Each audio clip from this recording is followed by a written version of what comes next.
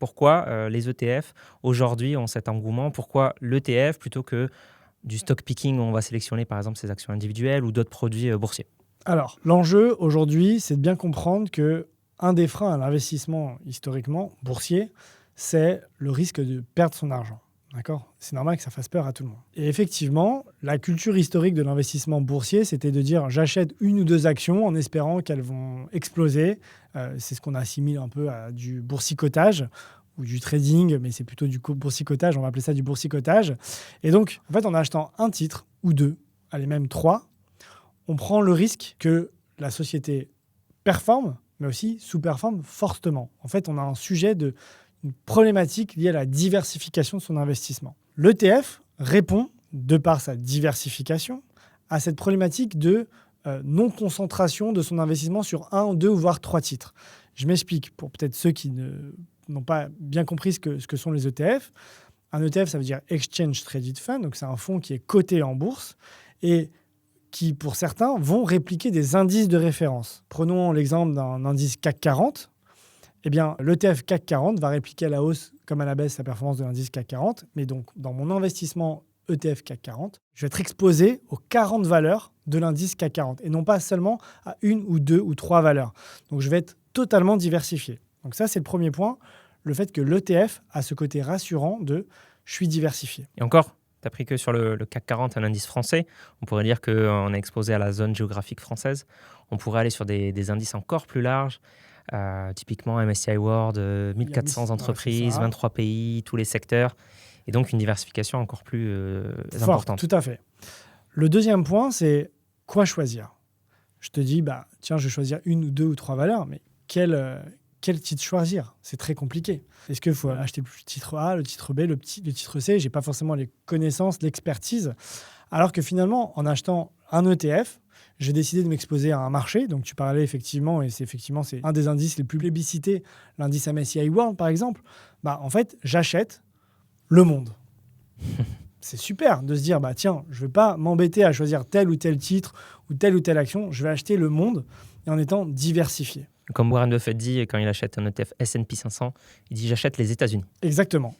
C'est exactement ça. Et je prends souvent l'exemple de, tiens, j'ai été en vacances dans un pays, quel que soit le pays, je rentre de ce pays-là, tiens, je me dis j'ai envie d'investir sur ce pays-là.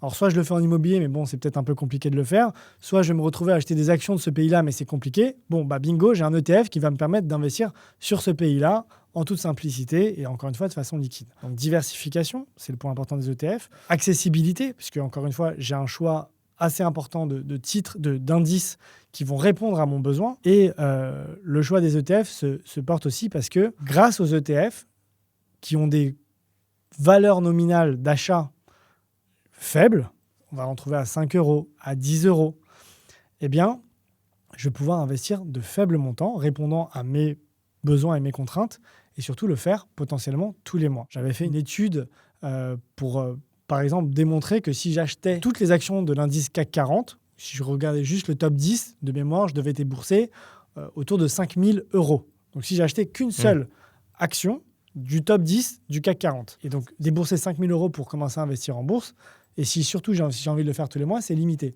Par contre, encore une fois, acheter un ETF CAC 40, potentiellement, je vais pouvoir en trouver à 10 euros.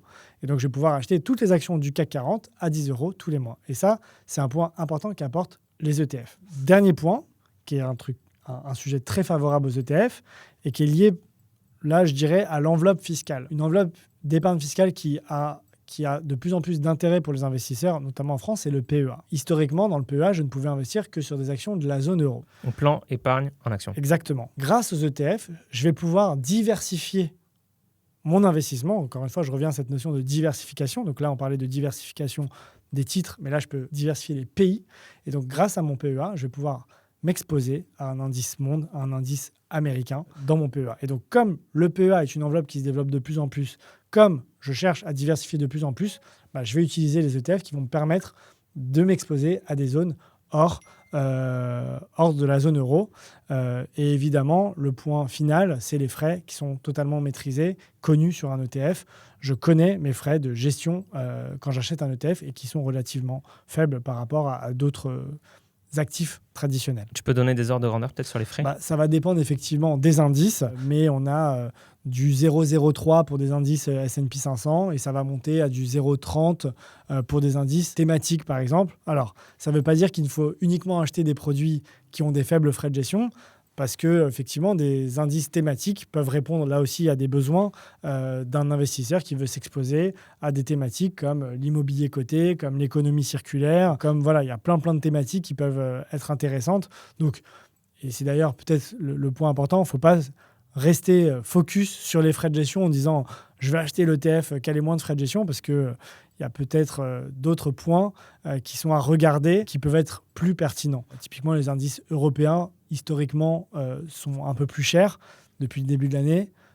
Il vaut mieux acheter des ETF européens en termes de performance. Ça ne va pas être le cas demain forcément, mais le marché américain a globalement sous-performé. Donc, bien que les ETF américains ont moins de frais de gestion, ça ne veut pas dire qu'il faut absolument acheter un ETF américain. Ce sera peut-être le cas demain, c'est bien d'en avoir. Enfin, voilà, il n'y a pas de sujet de recommandation, mais c'est pour bien comprendre que les frais ne font pas la performance. Ce qui est important, c'est le marché sur lequel tu vas investir.